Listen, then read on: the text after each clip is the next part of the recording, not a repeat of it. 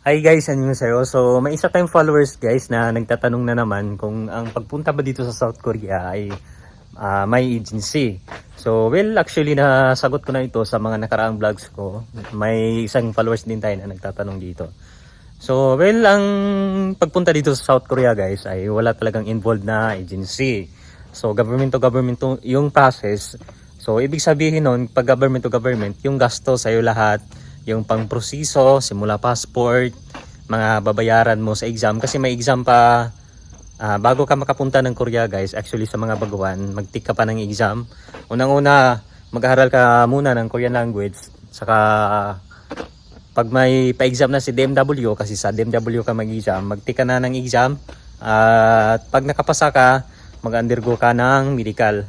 At sa mga baguhan, dapat nyo din itong malaman na sa pagkukorea ay 3 beses kayo dumaan ng medical. Pagkatapos nyo mag-exam, pag naipasa nyo ng yung exam, yan yung first medical ninyo.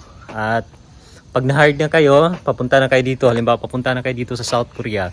Pag na-hired na kayo, mag-medical na naman kayo. At pinakahuling medical pag nandito na kayo sa South Korea. Ayun. So ayun, kay ma'am na nagtatanong, wala pang agency guys na involved pag dito ka sa Korea mag-abroad, pag dito ka pumunta. So government to government yung proseso. So ibig sabihin mahaba-haba din yung proseso at saka malaki-laki din yung gastos kasi sa atin lahat. Simula pamasahe. So at sa kay ma'am na gustong pumunta dito, wala namang imposible guys kapag gusto nating magtrabaho o puntahan yung isang bansa pag sigurado at saka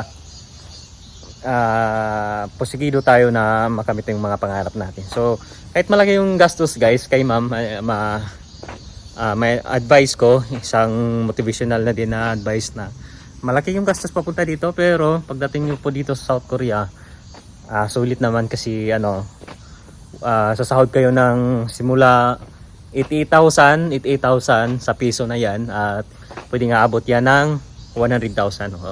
Kasi ganun kami dito sa akin, minsan umabot ng 130. Hindi bumaba ng 100,000 guys yung sahod ko dito. Hindi bumaba ng 100,000. So sulit guys, kahit mahirap pagpunta dito sa South Korea, kasi yun nga, government to government. Kasi pag agency kasi guys, ang kagandahan nun pag agency, may mga agency na sa kanila lahat yung gastos, yung pang-proseso sa kanila lahat. Dito sa South Korea lang talaga, sa pagkakaintindi ko din guys, ganun din siguro yung mga bansa na malaki yung sahod, mahirap talaga puntahan, mahirap pasukin. Halimbawa, US, Canada, ganun, may mga IELTS pa sila, yung pa-exam sa English, English test. Dito din sa South Korea, kailangan mo dumaan ng Korean language exam. So yun lang, pag nandito ka na guys, masasabi mong sulit naman kasi sa sahod ka ng 100k patas.